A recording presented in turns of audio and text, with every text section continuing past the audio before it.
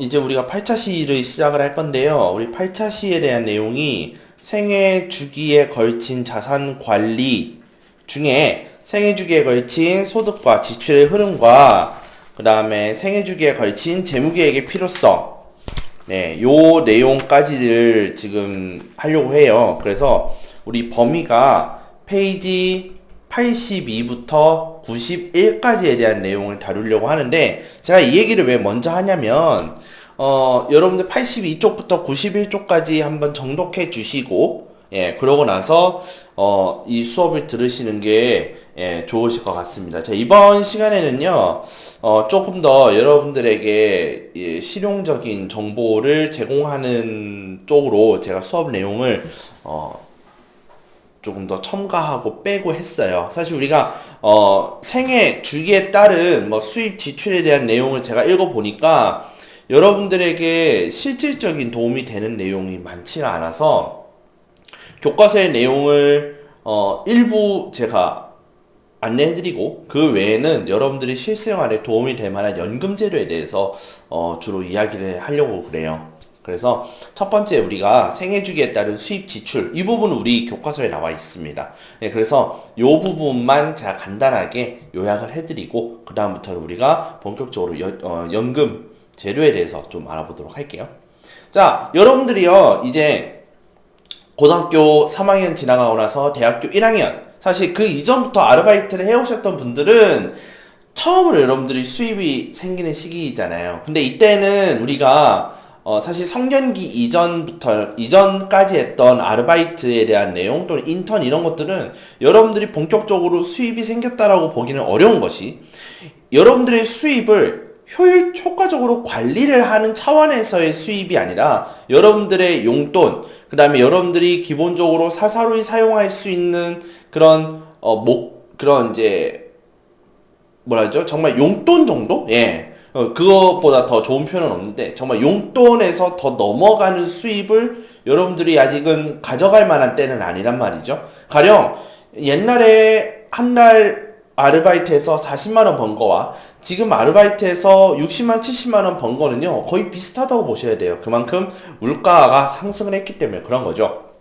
그렇기 때문에 여러분들이 대학교 졸업을 하든지 또는 뭐 대학교 중간에 뭐 공무원이 됐다던가 또는 대기업에 들어갔다던가 아니면 중소기업에 정규직으로 취직을 했다던가 그런 식으로 여러분들이 본격적으로 취업되어서 노동시장으로 들어갈 때 또는 여러분들의 취업처로 갔을 때에는 그때부터 우리가 이제 수입이 생기는 시기다라고 보통 이야기를 합니다. 그래서 여러분들이 착각하지 마셔야 되는 것이 여기서 말하는 성년기라고 해서 무조건 대학생을 얘기하는 게 아니라 대학생이건 또는 대학교를 졸업해서건 여러분들이 고정적으로 수입이 생기는 시기 또는 이제 용돈 관리하는 수준보다 더 많이 얻어가는 시기를 사실 성년기라고 보시면 돼요. 그때부터 여러분들은 수입이 생기기 시작을 하고요. 그 다음에 여러분들이 쓸 거 빼고 돈이 분명히 남거든요. 그 돈을 어떻게 관리를 해야 할 것인가 이 필요성을 느끼는 시기가 성년기가 됩니다. 이때 우리가요 남는 돈을 저축을 한다든지 또는 투자를 한다든지 이런 생각들을 우리가 가지게 돼요. 예. 근데 참고로 저 같은 경우에는 여러분들한테 인생의 선배가 사실 저니까 저 같은 경우는 사실 투자 쪽은 별로 신경 쓰진 않았던 것 같아요. 저는 적금 위주의 이런 관리를 해왔다고 저는 말씀드릴 수 있는데 제가 개인적으로 투자를 별로 좋아하진 않습니다. 예. 근데 그게 제가 그렇다고 투자가 나빠요라고 말씀드리는 것은 아닙니다. 단지 제가 투자에 재능이 없어요. 예. 그래서 여러분들께서는 나중에 훗날 그런 이제 목돈이라든지 또는 이제 여윳돈이 남으셨을 때는 그 금액을 잘 불리셔야 여러분들이 정말 나중에 그 돈을 가지고 정말 큰 돈을 부으실 수도 있고요. 그 다음에 그 돈을 더 불려서 자기 자산을 더 키워나가실 수가 있어요. 근데 단지 저는 여러분들보다 예, 훗날 미래의 여러분들보다 투자에 대한 지식이 워낙 얕아서 투자를 하지 않는 것 뿐이니까요. 참조하시고요. 자, 이렇게 수입이 이제부터 생겨나서 여러분들이 좀 더 나이를 들다 보면은 뭐 말단으로부터 시작을 해서 대리 거쳐서 차장, 부장 될 때쯤이면 우리는 중년기에 들어갑니다. 그죠? 굳이 나이를 이렇게 굳이 따지자면 40대에서 50대 사이 그때쯤이면은 결혼도 했고요. 또는 결혼을 했건 안 했건 상관없이 생활이라는 것이 안정이 돼요. 내가 꾸준히 돈을 벌고 그 돈에서 항상 고정적으로 지출되는 것 떼고 어느 정도의 여윳돈이 항상 생기게 되는 거죠. 그리고 그 돈이 어느 정도 쌓였을 시기란 말이에요. 그때가 중년기고요. 그러면서 내 수입이 절정으로 올라갑니다. 내가 벌 수 있는 돈의 거의 끝판왕을 이때 찍어요, 사실상. 그때 여러분들은 무엇을 준비하셔야 되냐면 노후 대책이라는 것을 준비하셔야 돼요. 뭐 가령 내가 이제 은퇴를 하고 나서 이제 수입이 굉장히 적어졌을 때 그 적어진 수입을 메꿀 수 있는 어떤 것을 준비를 하셔야 된다는 거예요. 그래서 우리 책에는요, 개미와 배짱이 사례가 나옵니다. 날씨 좋을 때 식량을 쌓아놓은 개미와 놀았던 배짱이가 나중에 겨울이 되어서 혹독한 시기가 왔을 때 그 혹독한 시기를 개미와 배짱이가 어떻게 이겨냈느냐. 그게 사실 이 이야기의 내용이지만 현대에 사는 우리들에게 그 이야기는 어떤 내용이냐면 너네가 과연 노후 대책을 제대로 준비하느냐 안 하느냐를 가지고 우리가 해석을 할 수 있는 그런 이야기다라고 볼 수가 있겠습니다. 그래서 중년기 때에는 여러분들 노후 대책을 이제 준비를 하셔야 됩니다. 사실 우리가 수입이 생기는 이 시점부터 노후 대책의 일부는 이미 들어가고 있어요. 그 대표적인 것이 연금입니다. 연금. 그 연금 중에서도 우리가 공적 연금이라는 게 있는데 공적 연금은 여러분들이 돈을 벌기 제대로 벌기 시작한다. 좀 제대로란 말은 좀 그렇긴 합니다만 그래도 여러분들이 좀 알기 쉽게 하려면 좀 제대로, 좀 정확하게 얘기하자면 월급이라는 것이 따박따박 들어오기 시작할 때 이때부터 사실상 여러분들은 공적 연금이 자동적으로 공제가 되기 시작을 하죠. 그게 무슨 연금입니까? 국민연금이라는 거죠. 그래서 이 국민연금에 대한 내용, 그러니까 이제 뒤에서 다루겠지만 이 국민연금을 여러분들이 언제 받게 되냐면 여러분들이 은퇴하시고 노년기에부터 나라로부터 여러분들이 부으셨던 금액에 대한 달달이 연금을 받기 시작을 하는 거죠. 자, 그래서 은퇴 후에 노후 대책에 대한 보상을 뭐 하는 시기냐면 받는 시기가 바로 노년기예요.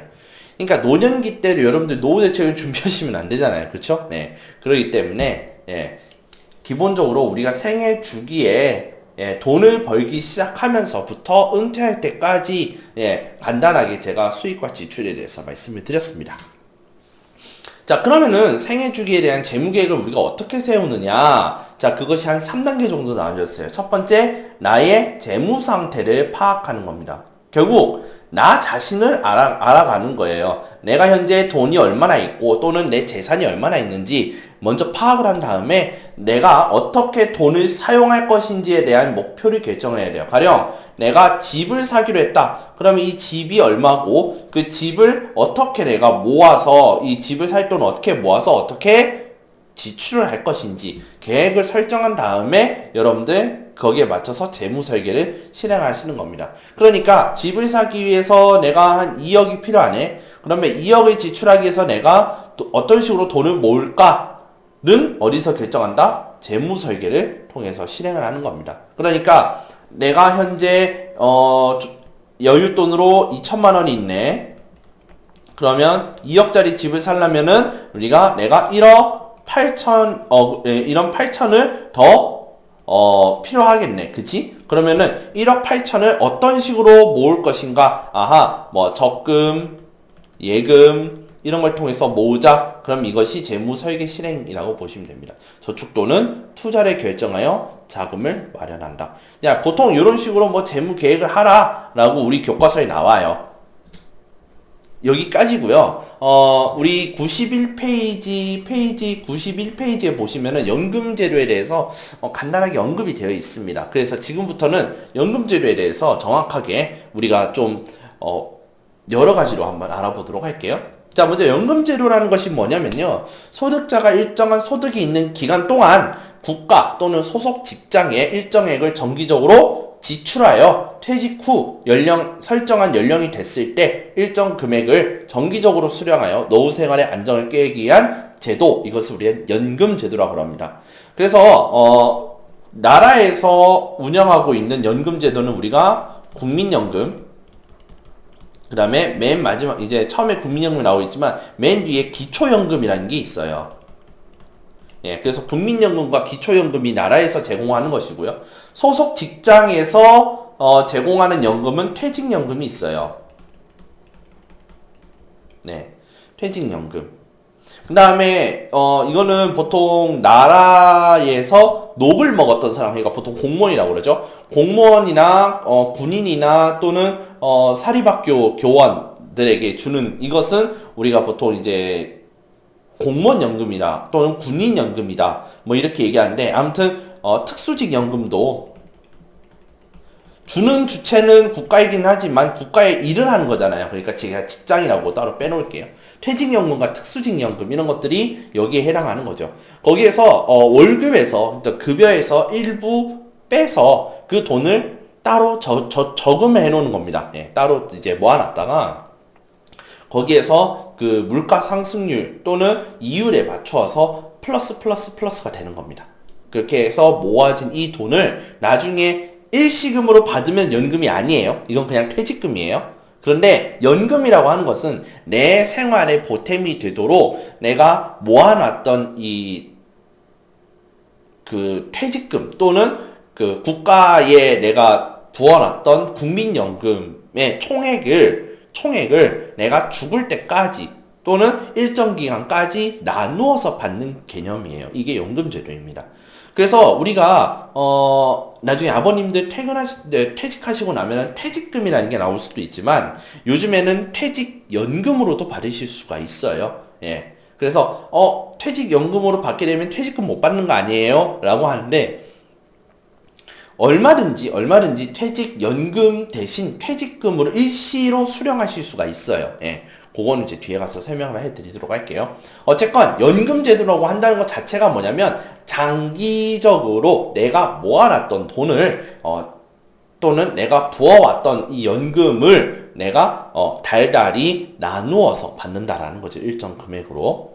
그리고 이렇게 연금을 했을 때는요, 당연한 거지만 이자를 붙어서 받아요. 그렇기 때문에 내가 가령 1억을 받지만은 1억을 일시에 받을 때는 1억 원인데 일시에 받을 때는 거기에 맞춰서 물가 상승분에 맞춰서 1억이 내가 받는데, 연금으로 받게 되면 결론적으로 내가 받기 시작했을 때부터 종료할 때까지의 금액을 다 합치면 아마 1억이 넘는 금액은 무조건 확실하다. 예, 그것은 제가 말씀드릴 수가 있습니다. 그게 연금의 장점이기도 하죠.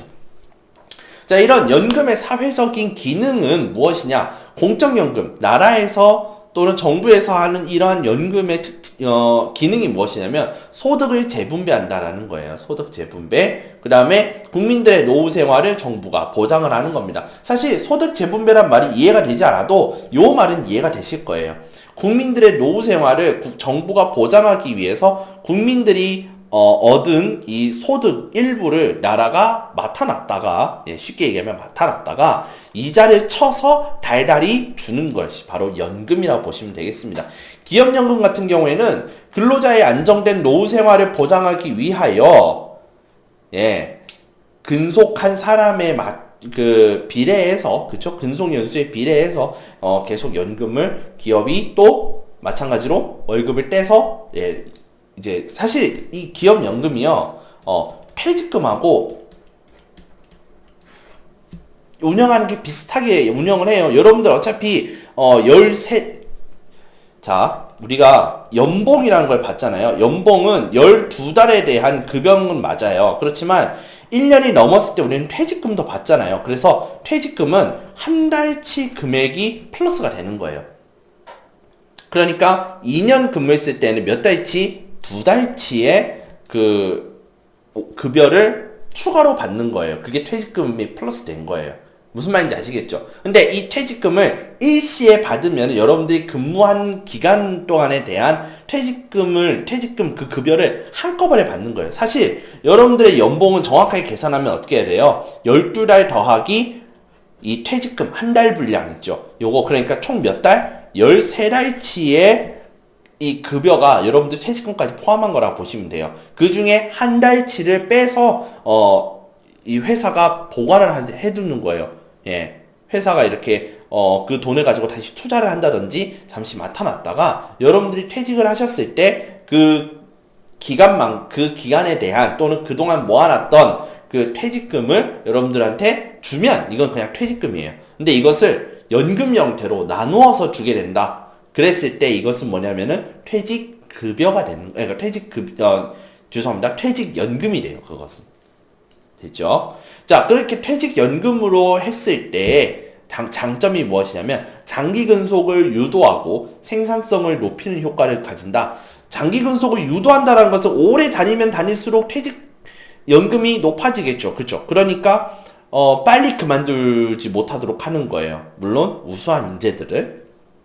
두 번째로 생산성을 높인다라는 거예요. 그러니까 내가 열심히 일을 잘해서 내가 더 많은 그 돈을 벌게 되면 그만큼 퇴직연금도 높아지게 되겠죠. 그러니까 내가 더 열심히 일할 수 있는 동기부여를 한다. 이게 사회적 기능으로서 역할을 하는 거죠. 자, 이제 우리가 본격적으로 이제 연금에 대해서 알아볼 텐데, 연금의 종류에는 이렇게 있어요. 공적연금, 나라에서 운영하는 연금은요, 보통 국민연금과 특수직연금이 있어요. 근데 아까 제가 설명을 할 때, 이 특수직연금, 제가 기업연금으로 제가 말씀을 드렸잖아요. 이유는 하나예요. 공무원과 사학과 군인은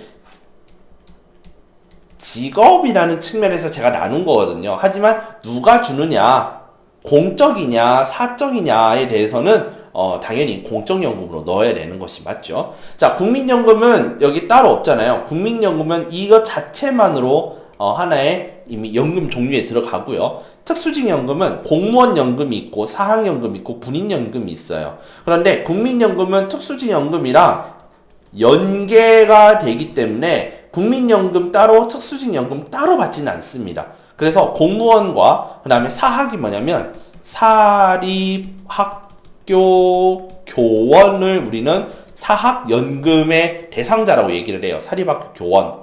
그래서 이 사립학교 교원들은 그리고 나라의 녹을 먹는 공무원과 군인들은요 국민연금을 따로 받지 않습니다. 특수직연금으로 대체가 돼요. 그래서 이런 경우가 있어요. 내가 공무원 하기 전까지 어떤 회사에서 일을 했어. 그럼 그동안의 금액은 국민연금으로 빠져요. 그런데 내가 그러다가 공무원이 됐어. 그러면은 자동적으로 또는 내가 신청에 따라서 국민연금에 부었던 금액이 공무원연금으로 넘어와요. 그러고 나서 그 다음부터 여러분들 월급이나 이런 것들이 전부 다 국민연금에서 공제되는 게 아니라 공무원연금에서 공제가 돼요.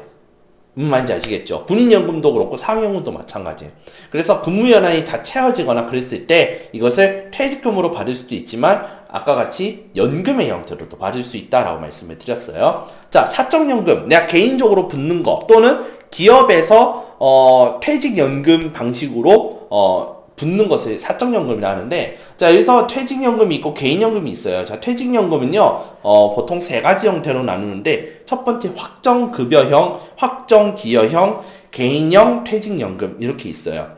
근데 제가 오늘 설명할 거에서 뺄 것은 뭐냐면 요 두 개예요. 요 두 개는, 제가 그냥 간단하게만 설명하고 넘어가려고 하거든요. 그래서 지금 말씀드릴게요. 개인연금에서 연금저축이라고 하는 것은, 뭐, 왜 이런 거 있잖아요. 우리 은행 같은 데 가시면은, 이제, 연금 저축이라고 있어요. 내가 돈을 계속 모아놓는 거예요. 20년, 30년씩 계속 모아놨다가, 나중에 이거를 한꺼번에 찾는 개념이 아니라, 이걸 연금으로 받는 거예요. 그래서 이건 개인연금이라고 얘기하는데, 연금저축 같은 경우에는 이제 은행 같은 데에서 이제 주로, 많이 판매하고 있는 상품이죠. 그죠? 자, 그 다음에 연금보험이라는 게 있는데, 자, 연금보험은요, 은행에도 판매하지만 보험사에서도 판매를 합니다. 이런 게 있어요. 내가 10년 동안 20만원씩 꼬박꼬박 넣는다. 단, 그동안에 10년 동안 넣는 대신에 뭐가 반드시 보장되어야 되냐면, 단 한 번도 쉬지 않아야 돼요. 10년 동안 단 한 번도 쉬지 않고 20만원씩 집어 넣었을 때를 약정하고 연금보험을 시작하면요. 나중에 여러분들이 한 4천만원, 5천만원을 여러분들 손에 들어와요. 예, 근데 그것이 보험 형태로 이제 보험과 같이 적용이 되면서 하는 건데, 왜 그런 거 있잖아요. 뭐 손해보험, 사망보험, 네, 사망보험이나 또는 여러분들 질병보험이나, 예, 이런 것을 특약을 걸어놓고 같이 저축을 할 수 있는 상품이에요. 요즘에 이 연금보험이 되게 많이 활성화가 되어서 뭐 이제 이렇게 제가 대략 메이커를 말씀드리면 뭐 교보라든지 또는 뭐 현대라든지 그 외에 뭐 여러 가지 이제 생명보험이나 그런 데 있어서 여러분들 돈 모으셔야 되잖아요. 그럴 때는 사망보험과 질병보험 일부 특약을 집어넣어서 결합형 상품을 내놨습니다 하면서 그걸 보여줘요. 근데 그것은 이제 연금보험이잖아요. 근데 이것은 나중에 한꺼번에 받을 수도 있지만 이걸 역시 나눠서 받을 수도 있는 그런 형태가 바로 연금보험이기도 합니다. 단, 이 연금저축과 연금보험 같은 경우에는요, 이때 적용되는 이유를 잘 보시고, 여러분들이 선택하셔야 된다라는 그런 유의점이 있습니다. 그래서 개인연금 부분에 대해서는 제가 특별히 설명드릴 게 없어요. 네. 그래서 개인연금에 대해서 더 자세하게 설명을 하게 되면 제가 보험 설계사가 되기 때문에 더 이상은 설명드리지 않겠습니다. 자, 첫 번째로 우리가 국민연금입니다. 자, 국민연금은 제가 할 말이 되게 많아요. 대표적인 공적연금이고요. 우리가 이제 월급을 받게 되면은 반드시 반드시 떼는 것이 바로 국민연금입니다. 그래서 내가 웬만하면은 이 회사에서 퇴직할 때까지 다니게 될 것 같다. 그러면 그때까지 계속 국민연금이 떨어질 거예요. 현재 1969년생, 69년 이후라기보다는 69년생이신 분들부터는 65세에 수령이 가능하세요. 만 아니에요. 만이면 이제 큰일 나죠. 67세가 되죠. 그죠? 그러니까 만으로는 63세가 되겠군요. 그쵸? 63세 때부터 국민연금을 수령하실 수가 있어요. 그럼 이전에 52년, 56년 때까지는 만이 아니라 61세 때쯤 61세부터 받을 수 있었어요. 근데 점점 국민연금을 받을 수 있는 나이가 뒤로 물러나죠. 왜 그럴까요? 노령화가 진행되고 있기 때문에 그래요. 노령인구가 늘어나기 때문에 노령이라고 하는 그 기준이 그만큼 뒤로 밀려나기 때문에 그래요. 그렇기 때문에 수령 나이 역시 점점 뒤로 밀려나는 겁니다. 원칙적으로는 10년 이상 납부 시에 수령이 가능하고요. 가령 10년 이상 납부를 한 사람들 중에 55세 때 소득이 없다는 것이 판명됐을 경우에는 국민연금을 조기 수령 가능해요. 이걸 우린 조기 수령이라고 그래요. 보세요. 원래는 65세 때 받아야 되는데 65세 될 때까지 하면 이분은 죽는단 말이야. 굶어 죽는단 말이야. 그럴 경우에는 조기 수령이라는 게 가능해요. 예, 그럴 때는 정말 소득 분위기가 굉장히 낮아야 된다라는 그런 이제 조건이 있어요. 그 다음에 두 번째, 소득에 따라 납부액이 달라요. 왜냐? 국민연금, 즉 직장인 국민연금은요. 직장인 국민연금은 소득의 몇 프로? 9%만 떼요. 9%를 떼요. 예, 9%만이라기에는 액수가 좀 크죠. 그래서 100만원 같은 경우에는 얼마 떼는 거예요? 9만원 떼는 거예요. 그죠? 예, 그 정도 비율로 국민연금을 거의 강제적으로 내도록 하는 거죠. 그냥 일종의 세금이라 생각하시면 돼요. 자, 그런데요, 프리랜서라고 해서 특별히 직장이 없는데 그 고용계약을 맺어서 하는 사람들이 있죠. 그쵸? 그 다음에 또 일용직 이런 사람들이 있죠. 그쵸? 하루 벌어서 하루 먹고 사는 사람들 같이 정기적인 납부가 어려운 경우에는 이거는 이제 제도적으로 얘기하는 건데 납부 유예 제도라는 게 있어요.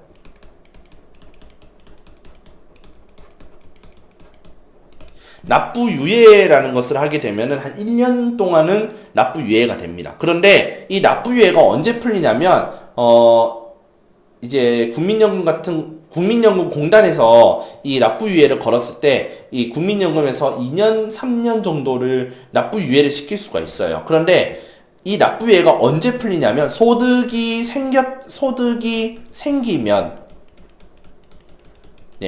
이 소득이 생긴 것을 국민연금 공단에서 확인이 되는 경우에는 그 즉시 납부유예 제도는 해지가 되고 그 달부터 바로 국민연금을 다시 납부를 해야 됩니다. 그래서 국민연금이라고 하는 것은 우리 생활을 하는 데 있어서 굉장히 많은 비율을 차지하는 그 연금이고 많은 사람들이 받아가는 게 국민연금이에요. 그래서 여러분들께서 살아가시는 동안에 국민연금의 혜택을 안 보고 살아가시는 사람은 없을 거라고 제가 단언코 말씀드릴 수가 있어요. 정말 우리 국민의 대다수가 이 국민연금을 강제적으로 의무적으로 가입을 해서 붙고 있고, 그 다음에 10년 이상이 되었을 때에는 이 국민연금을 뭐냐면 받으실 수가 있다. 예.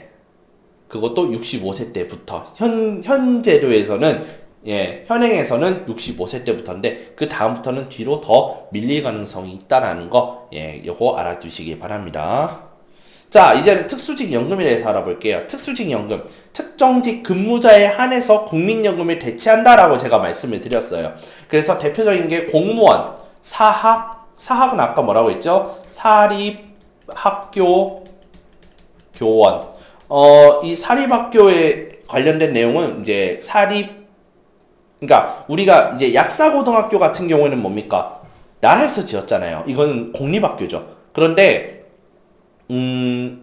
가령 어떤 데라고 해야 되죠? 성신고등학교는 사립고등학교예요. 그쵸? 그 다음에 현대고등학교. 그쵸? 거기도, 사립학교죠. 이런 개인 또는, 재단에서, 사립재단에서, 만든 학교들은 우리가 보통 사립학교라고 얘기하는데, 사립학교에 근무하시는 선생님들은 공무원은 아니지만 공무원에 준하는 대우는 받고 계세요. 거의 준공무원이라 보시면 되는데, 이 사람들도 역시 사학 연금이라는 게 따로 존재해요. 네. 그 다음에 군인들 같은 경우에는 군 공무원이기는 하지만 군인연금이라는 개념이 따로 있어요. 네. 그래서 군인연금. 근데 이 군인연금도요, 받을 수 있는 계급이 있어요. 제가 예전에 그 군대에서 병사로 근무하던 시절에 그때에는 19년 복무하면 국민연금 받을 수 있었거든요. 그때 계급이 소령이어야 돼요.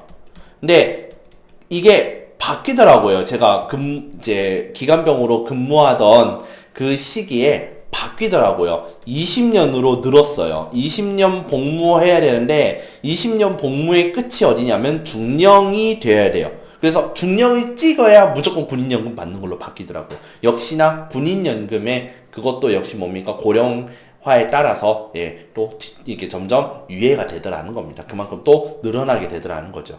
그래서 최소 19년 복무나 20년 복무를 하셔야 군인연금을 받을 수 있어요. 그럼 그 전에 나가면 어떻게 되냐? 군인연금을 따로 못 받아요. 예. 그냥 여기서 말하는 군인연금이라고 하는 것은 왜 내가 따로 붙지 않아도 꼬박꼬박 나오는 돈, 그게 군인연금이고, 그 외에 군인연금 내가 월급에서 떼서 이걸 가지고 나누는 거는 이거랑 상관없이 무조건 나오는데, 이런 군인연금 보시면 왜 그런 거 있지 않습니까? 나라에서 그동안 복무한 거에 대해서 감사의 표시로 주는 그런 지원금 형태가 있어요. 그런 연금도 있거든요. 그런 군인연금 같은 경우에는 이 복무 연수에 따라서, 예, 주어지는 경우도 있고 안 주어지는 경우도 있다라는 거. 예, 그냥 요거 참조 삼아 알아주시면 돼요. 해당 직종에 일정 기간 근무 또는 복무 시 일시에 지급할 수도 있고요. 또는 연금으로 지급할 수가 있고요. 이게 중요해요. 이 특수직 연금은요, 국민연금과 달라서 이런 경우는 정말 큰일 나요. 파면 처분을 받을 경우에는 감액 또는 수령 자체가 안 되는 경우가 있어요. 자, 여러분, 여러분들이 그 공무원을 하시고자 하시는 분들이라면은 처벌 규정은 나중에라도 반드시 알아두셔야 되는데, 여러분, 해임이라는 게 있고요, 파면이라는 게 있어요. 가령 우리가 그 공무원들이 부정부패를 한다든지 또는 정말 중차례한 실수를 저질렀을 때 그 자리를 못 지키고 나와야 되는 상황이 오거든요. 처벌 규정에 의해서. 그게 가장 강력한 또는 가장 센 그 그러니까 처분이 있는데, 그게 해임과 파면이에요. 근데 해임과 파면의 겉모습으로 보면은 이 사람이 그 자리에서 잘리는구나가 공통적으로 보여지는 그 처분이에요. 해임과 파면의 공통적인 부분은 그 자리에서, 예, 물러나야 되는 거예요. 그런데 해임은 뭐냐면 특수직 연금을 받을 수 있어요. 특수직 연금 또는 퇴직금을 온전히 다 받을 수 있는 상태에서 그 자리에서 잘리는 게 해임이고요.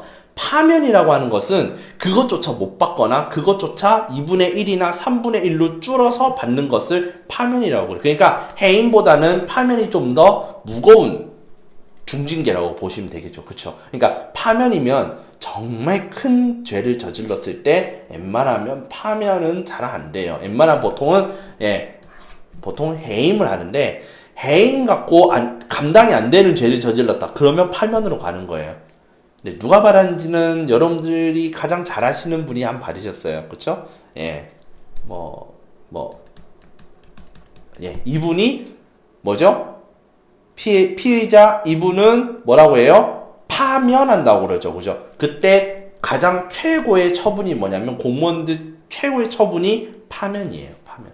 그런 경우에는 어떻게 한다고? 액수가 줄어들거나 수령 자체가 불가능할 수 있어요. 특수진 연금입니다. 자, 지금부터는 여러분 사적연금이에요. 사적연금 중에 첫 번째 퇴직연금인데 직장에서 주는 퇴직금을 연금으로 지급하는 경우가 있어요. 요즘은 이제 이런 거를 많이 권하기로 하는데요. 퇴직연금은 주로 세 가지 형태로 나뉩니다. 첫 번째 확정급여형, 그 다음에 두 번째 확정기여형, 그 다음에 개인형이 있는데 개인형은 간단해요. 그냥 개인이 직접 가입하는 거예요. 개인이 퇴직연금이라는 퇴직연금 상품을 선택을 하셔가지고 거기다가 금액을 집어넣는 거예요. 따로 계속 이렇게 붓는 거예요. 붓는데 이제 부을 때 내가 붓는다라기보다는 내가 가입을 한 걸 가지고 회사에서 넣는 거죠. 그런 개념으로 넣는 거라 사실 이 개인형 같은 경우에는 어떤 사람들한테 제일 유리하냐면 직장을 자주 옮기는 사람들한테는 이 개인형이 굉장히 적당한 연금 제도라고 보시면 돼요. 그러면은 그 외에 오랫동안 한 회사에서 근무하실 사람들은 둘 중에 하나예요. 확정급여냐, 확정기여냐. 자, 확정급여는요, 여러분들이 받을 급여의 수준이 이미 결정되어 있어요. 그래서 웬만해서는 확정급여형 같은 경우에는 액수 측면에서 안정적인 수준으로 받으실 수 있어요. 가령 확정급여형 같은 경우에는 뭐 물가 상승분에 따라서 거기에 맞춰서 내가 안정적으로 돈을 가져갈 수 있어요. 근데 확정기여형은 안정적이지 않다라기보다는 사용자 부담금을 당연히 회사에서 여러분들 퇴직금으로 넣어야 되잖아요. 그 금액을 뭐 하냐면 투자를 내요. 그러면은 여러분들이 퇴직금을 가지고 뭐 한다는 거예요? 주식 투자 이런 거 한다는 거예요, 회사가. 근데 해서 이 회사가 돈을 벌잖아요. 그러면 돈을 번만치 플러스가 돼서 여러분들 나오는 거예요. 그러니까 확정급여형 같은 경우에는 퇴직금에서 플러스 물가 상승분 만치가 포함이 되는데 확정기여형 같은 경우에는 뭐냐면 퇴직금 더하기 물가 상승분 여기까지는 똑같아요. 그런데 플러스가 될 수도 있고 마이너스가 될 수도 있는 게 이게 뭐냐면 투자 수익률 이게 달라요. 자, 확정급여형은요 여러분들이 처음부터 정해져 있어요. 이 퇴직금만큼 정해져 있는 액수만 주겠다. 이게 확정급여형이에요. 그래서 안정적으로 여러분들이 돈을 받아가실 수가 있어요. 연금을. 근데 확정기여형은 뭐냐면 여러분들의 이 퇴직금이 될 금액을 가지고 따로 투자를 한다는 거예요. 투자를 해서 그 투자를 했을 때 수익률에 맞추어서 플러스가 더 되는 거예요.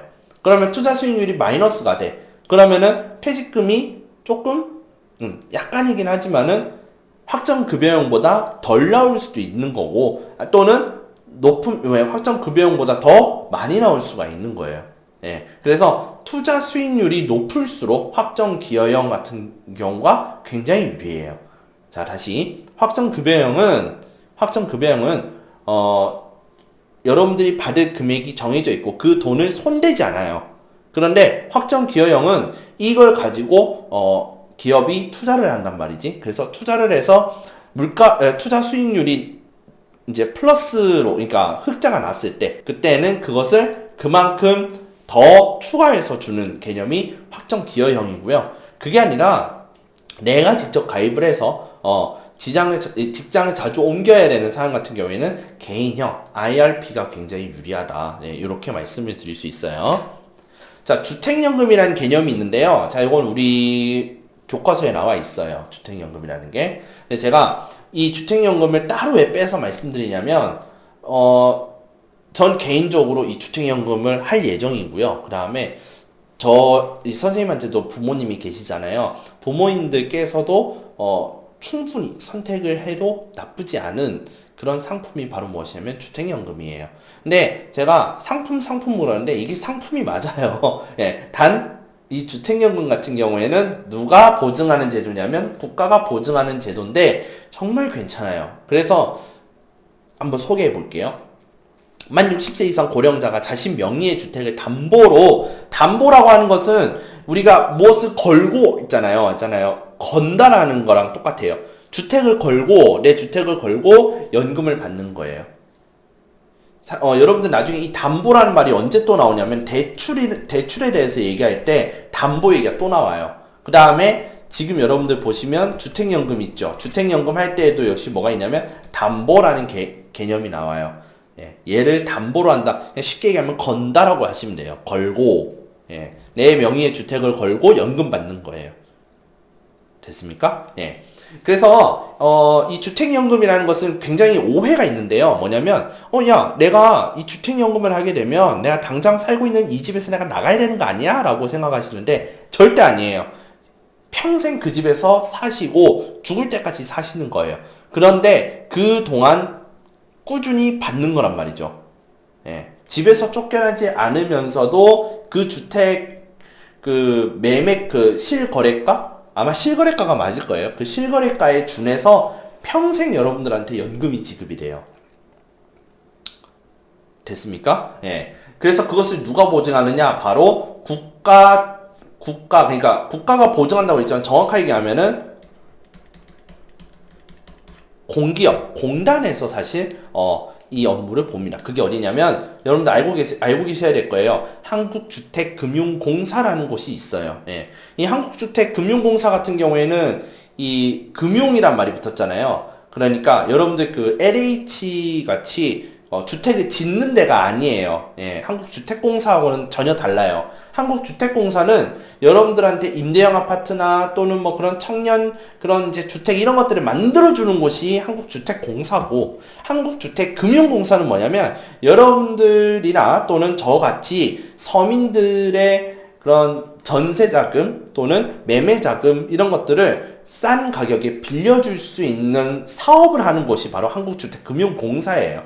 여기에서 보증하는 제도가 주택연금이 되겠습니다. 자, 그러면 풀어서 다시 설명해 볼게요. 한국주택금융공사에서 주관하는 만 60세 이상 고령자가 자신의 명의의 주택을 담보로 연금을 받는 제도를 주택연금이라고 합니다. 그러면은 이런 이제 의문점이 떠올라요. 선생님, 그러면은 우리 어머니 아버지께서 우리 집을 담보로 해서 주택연금 받으시다가 돌아가시면 어떡해요? 돌아가시면은 당연히 그 국가 것이 되겠죠. 그런데 여러분들 거기에서 이제 한층 더 나가서 생각하시겠죠. 선생님, 그런데요, 저희 집이 한 1억 2천밖에 안 되는데요. 1억 2천에 샀었을 때 1억 2천 가격이 이거밖에 안 되는데 어머니 아버지께서 받으신 게 한 3억 정도 받으셨어요, 나라에서. 그러면은 1억 8천을 저희가 뱉어내야 돼요? 라고 물어보실 수가 있어요. 그런데 제가 딱 적어놨죠. 주택 가격보다 많이 받았을 때에 나라가 청구한다, 안 한다? 안 해요. 안 합니다. 청구 안 합니다. 나라에서. 더 받았다고 해서 야, 너 아들내미지, 너 돈 더 내. 이렇지는 않는다고요. 그런데 중요한 건 뭐냐면 저 보세요. 남으면 어떻게 한다고요? 여러분들한테 돌아와요. 그만큼 돌아와요. 가령 내가 3억짜리 집에서 살다가 어머니 아버지께서 돌아가셨는데 이 어머니 아버지께서 돌아가시고 나서 이 보니까 한 2억밖에 못 받으신 거야. 그러니까 1억이 남잖아요. 그럼 그 1억에 대해서는 상속세 제하고 여러분들한테 상속 처리가 되는 겁니다. 그리고 그 집은 나라 것으로 넘어가게 되는 거죠. 그런 식으로 운영하는 것이 주택연금이에요. 그래서 제가 노령화가 되어서 제가 노령 인구가 되었을 때에도 제가 정말 적극적으로 이 제도는 꼭 써먹을 법하다라고 제가 말씀을 드릴 수 있을 것 같아요. 자, 근데 가령 이런 경우도 있어요. 선생님, 제가요, 그때 되면 저한테 선생님이라 부를 사람이 없겠지. 자, 여러분들이, 65세가 됐는데, 내가 국민연금을 한 7년밖에 못 넣었어요. 그러면 10년 이상 가입을 유지 못한 거잖아요. 그러면은, 일단, 국민연금은 못 받는다 봐야 되겠지. 그치? 국민연금으로 못 받는다는 거죠. 그럴 때에는, 그 정도 10년 가입을 유지 못할 정도로 못 살기 때문에 못 살았다고 판단해서 나라가 공공부조의 성격으로 주는 거예요. 자, 참고로 여기서 말하는 공공부조의 대표적인 게 뭐예요? 기초 생활 수급이죠. 그쵸? 수급자들이 받으시는 거, 기초생활급여 이런 거 있죠. 그런 거 많기로, 그냥 그런 종류 중에 하나로 기초연금이라는 게 있어요. 그게 국민연금 10년 이상 가입을 유지 못하는 저소득자에게 주는 공공부조의 성격의 연금이 기초연금이 되겠습니다. 그러니까 10년 이상 납입이 어려운 몇 세 이상? 65세 이상 노령자에게 지급을 한다. 예. 자, 그럼 10년 이상이, 10년 미만이지만 내가 부은 금액이 있잖아요. 그럼 그거에 대해서는 여러분들 당연히 받을 수 있습니다. 예. 물론, 이제 한 번에 받는 경우도 있고, 또는 국민연금공단에서 얘기하는 자격을 좀 더 유지를 해서 10년을 채워서 받는 경우도 있고요. 예. 그렇게 방법은 있는데 어쨌건 여러분들이 내신 국민연금에 대해서는 나라가 절대 꿀꺽하지 않는다라는 거예요. 예, 그걸 오해하시지 않으셨으면 좋겠어요. 예, 그래서 우리 오늘 연금제도에 대해서 얘기를 했는데 여러분들 실생활 사시면서 당장은 여러분들한테 많이 뜯어가는 게 사실 연금이에요. 예, 굉장히 많이 지출에 좀 많은 비율을 차지하는 게 연금이기는 하지만 이것이 결국 여러분들한테 플러스 알파가 돼서 돌아오는 것이 또 역시 연금이라는 거죠. 그래서 여러분들께서 노령 인구가 되셨을 때, 그러니까 이제 노인이 되셨을 때 이런 연금의 혜택을 받으면서 사실 수 있었으면 좋겠다. 예, 그런 의미에서 제가 연금에 대해 좀 정리를 해봤어요. 자, 오늘 과제는요, 그런 의미에서 여러분들에게 한 가지 한번 생각해 보시라는 의미로 제가 이 과제를 내밀어 봤어요. 여러분들 노령기는 어떻게 대비할 것인지 써보세요. 저는 이 과제를 낼 때 정말 생각을 많이 하고 여러분들께 과제를 내는 거기 때문에 정말 부탁드립니다. 진짜 장난으로 여러분 과제하시면요, 되게 기분이, 여러분들이라도 좋아하진 않으시겠죠. 그쵸? 예, 물론, 되게 최선을 다해서 해주시는 모습에 저는 항상 감사함을 표하는데, 항상 감사드리고요. 그렇지만, 선생님, 돈 많은 백수로 살아갈 건데요? 엄마, 아빠 돈 많아서 상속받아 살 거예요. 이렇게, 예, 그런 식으로 쓰진 않으셨으면 좋겠어요. 이건 여러분들 인생에 대해서 생각해 보시라는 의미니까, 이런 경우에는 제가 과제 내셨다 하더라도 미제출 처리를 하도록 하겠습니다. 네. 혹시나 해서, 예, 제가 말씀을 드리는 거니까, 예, 오늘 과제, 열심히, 예, 해주셨으면 좋겠습니다. 자, 그래서 오늘 우리가 7, 8차시를 했습니다. 7차시 과제, 8차시 과제 열심히 해주시고요. 언제가 될지 모르겠지만 학교에서 건강한 모습으로 보실 수 있으면 좋겠습니다. 오늘 수업 여기까지 하겠습니다.